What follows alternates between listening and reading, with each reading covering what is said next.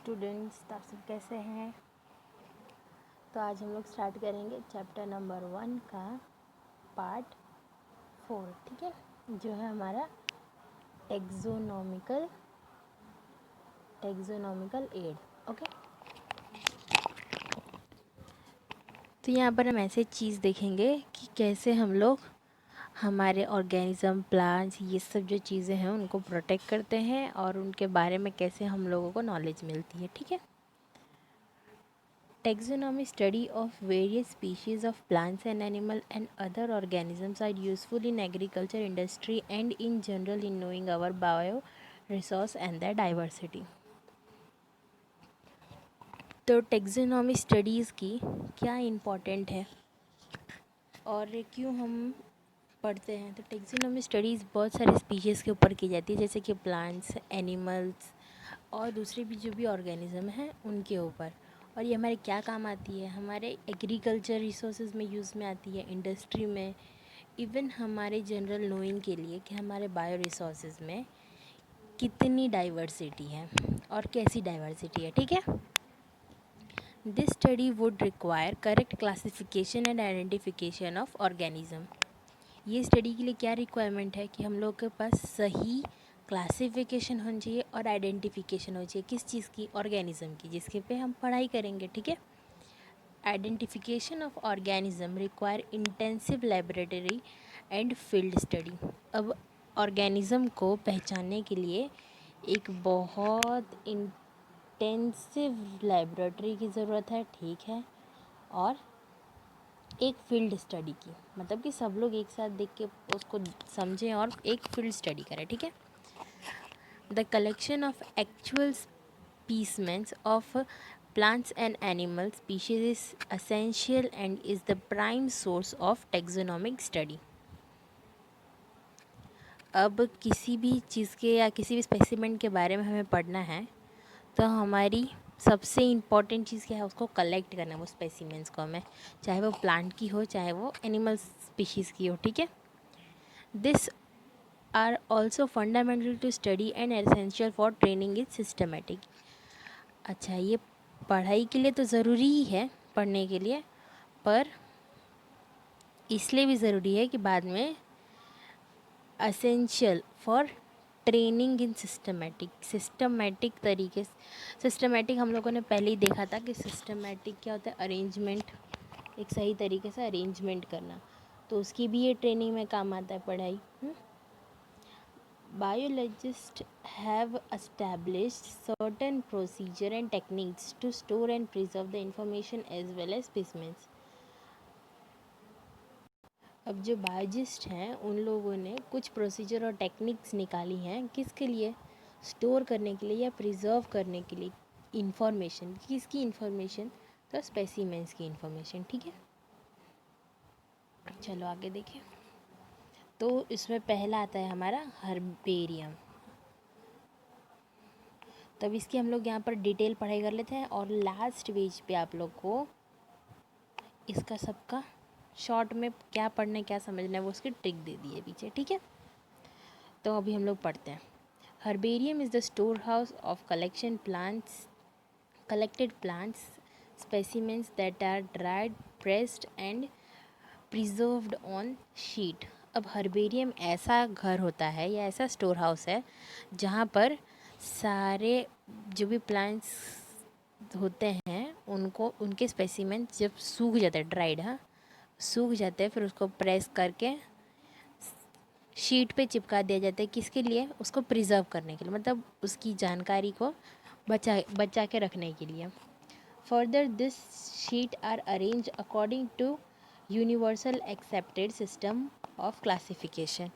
बाद में ये जो शीट होती है उसको अरेंज किया जाता है किसकी अकॉर्डिंग, जैसे कि यूनिवर्सली, यानी कि वर्ल्ड वाइड, जैसे कि वह सिस्टम ऑफ क्लासिफिकेशन को एक्सेप्ट किया जाता है। The herbarium sheet also carry a label providing information about date, कहाँ से, कौन सी तारीख को हम लोगों ने ली है, कहाँ से लिया है, इसका इंग्लिश नेम क्या है, लोकल नेम क्या है, और इवन उसका बॉटनिकल नेम क्या है। कौन सी फैमिली से आता है, और कलेक्टर जिसने उसको कलेक्ट किया है उसका नाम के साथ उसको प्रिजर्व करके उस शीट पे रख दिया जाता है। Herbaria also serve as quick referral system in taxonomic study. तो यहाँ पर हम लोग को बहुत अच्छी तरीके से पता चल गया कि हर्बेरियम में क्या होता है। एक ऐसा घर होता है जहाँ पर सारी जो भी कलेक्टेड प्लांट्स की स्पेसिमेंस होती हैं उनको प्रेस करके सुखा के प्रेस किया जाता है, और प्रेस्ड करने के बाद से उसको एक शीट पे उसको प्रिजर्व कर दिया जाता है। वहाँ पर उसकी कौन लोकेशन लिखते हैं, कहाँ से उसको लिया था, डेट लिखते हैं, नाम लिखते हैं और कलेक्टर का नाम लिखते हैं, ठीक है, और कौन सी फैमिली के साथ है, ये सब लिखने के बाद से उसको प्रिजर्व कर दिया जाता है। ओके, सो ये बहुत है समझने के लिए, पूरा पढ़ना पड़ता है, लेकिन पीछे एक बहुत शॉर्ट में दे दी है मैंने एक चीज़। अब है हमारा बोटैनिकल गार्डन। बोटैनिकल गार्डन में अब हम लोग देखते हैं, this specialised garden have collection of living plants for reference. अब हम लोगों ने हर्बेरियम में क्या पढ़ा था, ड्राइड मतलब जो सूख चुके हैं उनके बारे में, उनको वो लोग रखते हैं, और जबकि बोटैनिकल गार्डन में लिविंग प्लांट्स को रखते हैं रेफरेंस के लिए। कोई भी मैंने यहाँ पर अगर समझो मैंने यहाँ पर कोई नया पौधा देखा, तो यहाँ से वो लोग उसको लेते हैं और जो बोटैनिकल गार्डन है वहाँ पर उसको प्लांट कर देते हैं। तो इससे क्या हुआ, यहाँ पर वो शायद न्यू प्लांट था तो वो प्रिजर्व नहीं हो पाता, बट इस कंडीशन में यहाँ पर उसको एनिमल्स ग्रेज नहीं करेंगे, बहुत ज़्यादा ऐसी हार्श जगह पर उसको रखेंगे नहीं, तो ये अच्छे तरीके से ग्रो होगा और एक अलग सा हम लोग को यहाँ पर स्पीशीज़ दिखाएगा, ठीक है। तो यही काम है बोटैनिकल गार्डन का, पूरा पढ़ लेते हैं। Plant species in this gardens are grown for identification purpose and each plant is labelled indicating in botanical scientific names and its family. अब उस प्लांट के बाजू में ही शायद वो लोग लेबल कर देते होंगे कोई पेपर या फिर कोई स्टिक पे लगा के कि ये कौन सी, इसका नाम क्या है, कौन सी फैमिली से आता है और इसका साइंटिफिक नेम भी क्या है वो भी, ठीक है। The famous botanical garden, yes, ये जो है ये रेड से लिखा ही है इसलिए कि ये बहुत इम्पॉर्टेंट है, ठीक है। तो क्या लिखा है, the famous botanical garden are at Kew, जगह का नाम ही है क्यू, कहाँ पर है वो जगह, इंग्लैंड में। और जो इंडियन बोटैनिकल गार्डन है वो है हावड़ा, इंडिया में, हावड़ा यानी पता होगा Kolkata, yes. And at National Botanical जो रिसर्च इंस्टीट्यूट है वो कहाँ पर है, लखनऊ, इंडिया, यूपी, उत्तर प्रदेश। ये जो क्यू है वो इंग्लैंड में है, हावड़ा है जो botanical garden, Indian botanical garden, वो इंडिया में है, और जो national botanical garden research Institute है वो लखनऊ में है, जो कि यूपी से आया, यूपी में आया। और ये हावड़ा कहाँ पर आया, कोलकाता में। ऐसे भी क्वेश्चंस पूछते हैं कि आप लोग को स्टेट का नेम दे देंगे और बताएंगे, पूछेंगे कि बताओ कि नेशनल बोटैनिकल रिसर्च इंस्टीट्यूट कहाँ पर है, तो ये पता नहीं चाहिए कि लखनऊ में है, लेकिन कहाँ, वो लखनऊ कहाँ आता है, यूपी में आता है, ठीक है। वैसे हावड़ा है तो हावड़ा तो सबको पता ही है कि कोलकाता में आएगा। तो ये थोड़ी इम्पोर्टेंट चीज़ होती है। चलो अब यहाँ पर म्यूज़ियम, तीसरा क्या है, म्यूज़ियम। म्यूज़ियम में तो इवन अभी सब लोग ही गए होंगे, बचपन से हम म्यूज़ियम ही घूम के आए हैं, ठीक है। Biological museums are generally set up in educational institute such as school and college. जो हम लोग म्यूज़ियम देखते हैं कोई भी ज़ू में, वो कैसे म्यूज़ियम होता है, वो पुराने राजा रानी के जो भी प्रिजर्व चीज़ें रखी हैं उनके बारे में होता है। लेकिन जो बायोलॉजिकल म्यूज़ियम होता है वो कोई इंस्टीट्यूट में होगा या फिर कोई कॉलेज में या फिर कोई स्कूल में ही होगा। क्यों, क्योंकि वो एजुकेशनल फील्ड के लिए सेटअप किया होता है, ठीक है। Museum and collection of preserve plants and animal specimens for study and reference.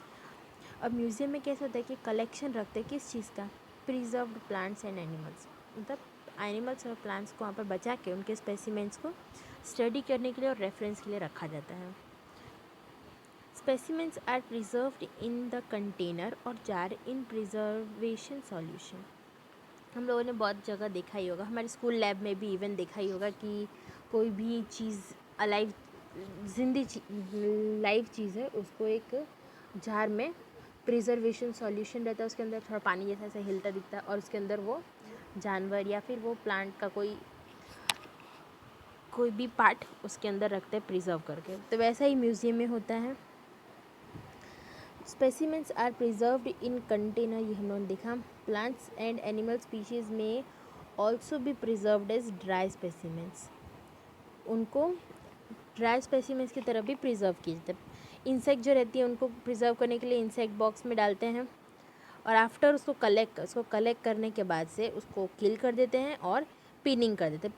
Pin up करना मतलब कि यहाँ पर जैसे ये कीड़ा मकोड़ा है, थोड़ा नए जाति का दिखा तो हम लोगों ने इसको किल किया, उसके बाद से इसको हम लोगों ने इसके इस फैदर पे और इस फैदर पे पिन लगा के इसको रख दिया, ठीक है। तो ऐसा कुछ पिनिंग करते हैं वो लोग। Large animals like birds and mammal are usually stuffed and preserved, इनका इनका प्रिजर्व क्या करके रखते हैं, स्टफ करके। Museum often have collection of skeletons of animals too, animals के स्केलेटन्स भी होते हैं म्यूजियम में। तभी हम लोगों ने कितनी जगह देखा होगा कि डायनासोर का पूरा स्केलेटन रखा होता है, इवन हमने कार्टून में भी देखा है। चलो अब यहाँ पर हम लोग आ गए हैं जूलॉजिकल पार्क। जूलॉजिकल पार्क नाम से ही यहाँ पर ही इंडिकेट हो गया कि यहाँ पर हम लोग पूरे जू की बात कर रहे हैं, ठीक है। They are the place where wild animals are kept in protected environment under human care. इंसान की निगरानी में जब हम लोग किसी भी जानवर को रखते हैं, वो भी वाइल्ड जानवर को, उनके प्रोटेक्शन के लिए, हाँ। And which enable us to learn about their food and habitat and behavior. उनकी उसका क्या खान पीन है, उनका बिहेवियर क्या है, वो समझते भी है वो लोग। All animals in zoo are provided as far as possible the condition similar to the nature habitat. Zoo में उनको ऐसी कंडीशन प्रोवाइड करते हैं जैसे कि वो लोग नेचुरल हैबिटेट में, मतलब उनका नेचुरल हैबिटेट है उसके तरीके से। अगर मगरमच्छ को पानी में और ज़मीन पे दोनों पे रहना अच्छा लगता है, तो वो मगरमच्छ को पानी और ज़मीन ऐसी जगह पे ही रखते हैं, दोनों, जहाँ पर उसको दोनों मिल पाए, ठीक है। बंदर को पेड़ पे रहना चाहते तो वो लोग पेड़ वैसा प्रोवाइड करते हैं, ठीक है। वैसे बंदर नहीं रखते, गोरिल्ला रखते होंगे और चिंपैंजी, ठीक है। Children love visiting this park, commonly called, उसको क्या बोलते हैं कॉमनली, जू में तो सभी बच्चे गए हैं, हम भी जब बच्चे थे तो घूम के आए हैं। चलो आगे चलते हैं। अब हम पढ़ेंगे की, ये चाबी ताला वाला की, ये वाला की नहीं है, तो कोई ये मत समझना कि की है, हमें पता है मेटल का ऑब्जेक्ट होता है, की है नहीं, ये की नहीं है। Key is another taxonomical aid for identification and plants and animal based on similarities and dissimilarities. अब कीज़ का क्या काम है कि ये एनिमल्स की सिमिलैरिटी और डिससिमिलैरिटी को समझ के उनको प्रिजर्व करते, ठीक है। The key are based on contrasting character generally in pair called couplet.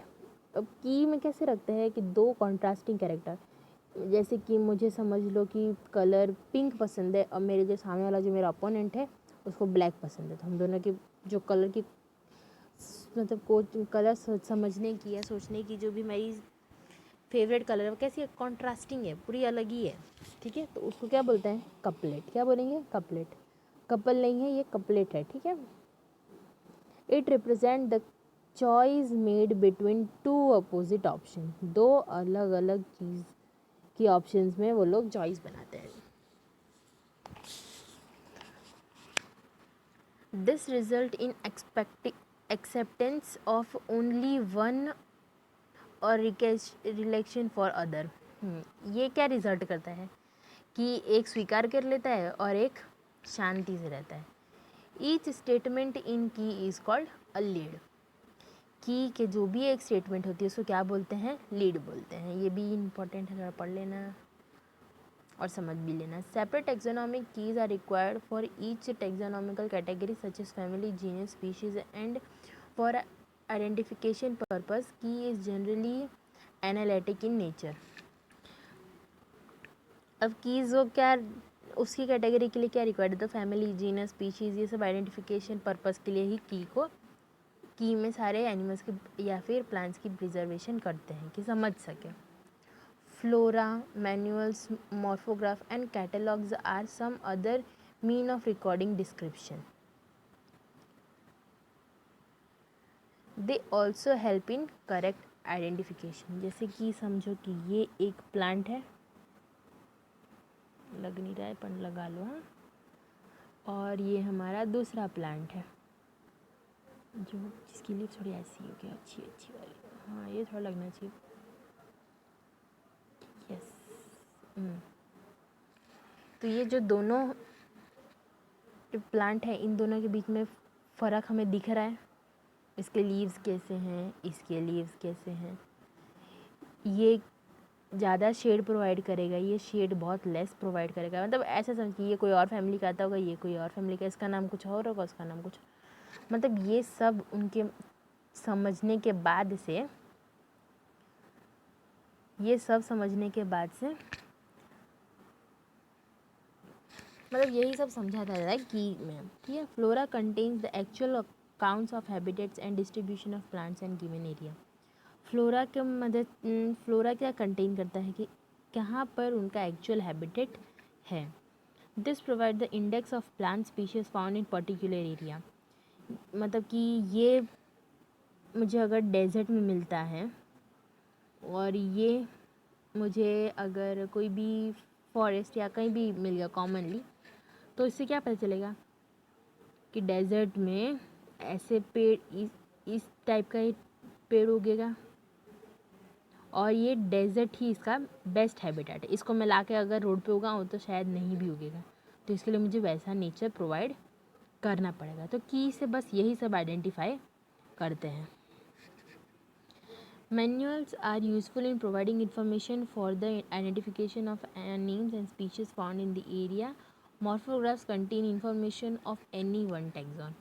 जो मैनुअल हम लोग जो प्रोवाइड वहाँ से हमें प्रोवाइड किया जाता है, वो क्या इसके बारे में सारी इन्फॉर्मेशंस बताती हैं कि ये कहाँ से है, स्पीशीज़ का नाम क्या है, कौन से एरिया में इसको ढूंढा गया था। जो और जो मॉर्फोग्राफ्स होते हैं वो क्या, उनके कौन से टैक्सॉन हैं वो उसका हमें इन्फॉर्मेशन देता है, ठीक है। होप इतना क्लियर होगा कि is the last taxonomical aids. अब हमारी थोड़ी समरी होगी, वो देख लेते हैं। ये समरी में से कभी क्वेश्चंस आ जाते हैं, इसलिए हम लोग ने समरी भी यहाँ पे रखी है कि एक बार इसको हम लोग फास्ट फॉरवर्ड में देख लें, ठीक है। The living word in the rich, living word rich variety, मतलब millions of plants and animals have been identified and described. अलग अलग साइज, कलर, हैबिटेट से होते हैं, ठीक है।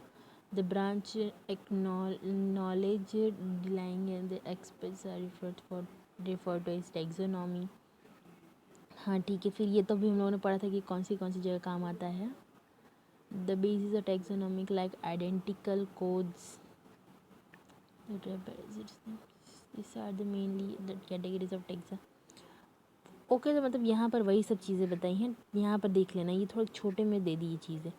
Taxonomic key are tool that help in identification based on character.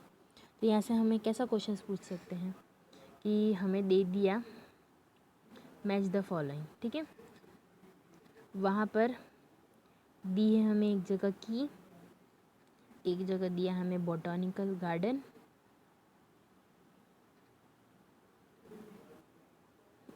और सामने दिए होंगे कि फीचर्स इनमें से बताओ कौन से इसका करेक्ट है कि नहीं है। तो की के सामने अगर दे दिया कि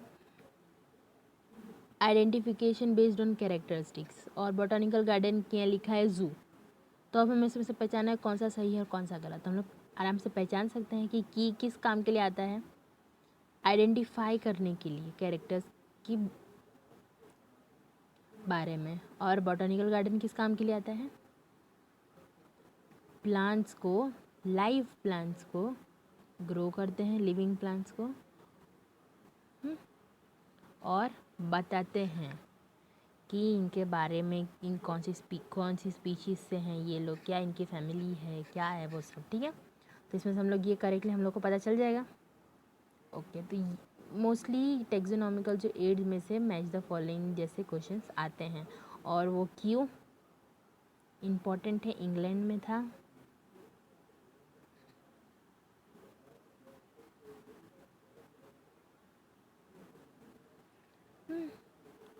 फिर हमारा जो इंडियन बॉटनिकल है वो कहाँ पर है, तो हावड़ा में है।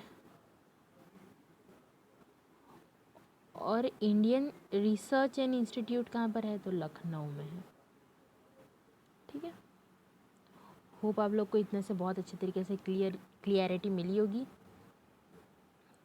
तो अब एक बार हम लोग पीछे लास्ट पेज देख लेते हैं, जहाँ पर शॉर्ट में मैंने सारे टैक्सोनॉमिक एड्स लिख दिए हैं। यस, एकदम शॉर्ट नोट है, एकदम परफेक्ट, छोटे से में सब कुछ है। हर्बेरियम मतलब क्या होता है, a systematic arranged collection of dried plant, यहाँ पे दिखाया है सूखे हुए प्लांट्स के बारे में, सिस्टमेटिक उनका कलेक्शन रखते हैं। बॉटनिकल गार्डन क्या होते हैं, an establishment where plants are grown for scientific study and display for the to the public, ऐसी जगह जहाँ पर प्लांट्स को ग्रो किया जाता है, किसके लिए, साइंटिफिक स्टडीज़ के लिए, और पब्लिक में उसका डिस्प्ले भी होता है। म्यूजियम क्या होता है, collection of preserve plants and animal specimens for study and reference, preserve plants और एनिमल्स के स्पीसीमेंट्स रख के उनका स्टडी करते हैं उनका। और वाइल्ड एनिमल्स, अरे जूलॉजिकल पार्क कहाँ किस लिए होता है, तो वाइल्ड एनिमल कैप्टर होता है प्रोटेक्टेड एनवायरनमेंट में ह्यूमन केयर किया, तो हम लोग यहाँ पर जू भी लिख के कभी कभी दे देते हैं, तो इतना हमें इसमें याद होना चाहिए। ठीक है, और की का क्या है, identification of similar and dissimilar animals and plants, और आइडेंटिफिकेशन ऑफ कैरेक्टरिस्टिक्स भी हम लोग यहाँ पर लिख सकते हैं। ठीक है, कैरेक्टर,